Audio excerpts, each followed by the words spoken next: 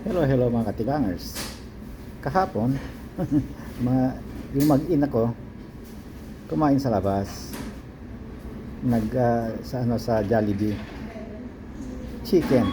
Chicken Joy ang binili.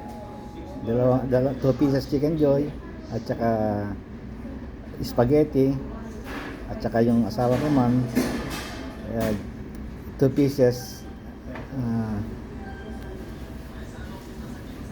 palabok. At saka nag-uwi din sila sa akin.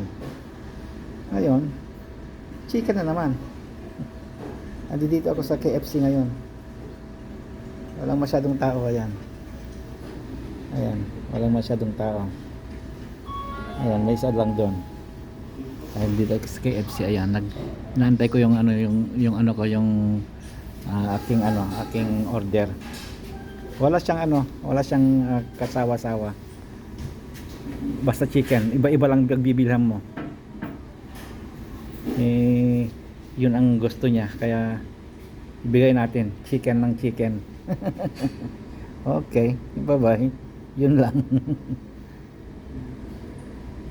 Galing ako sa trabaho. Nag-drop by na lang ako rito.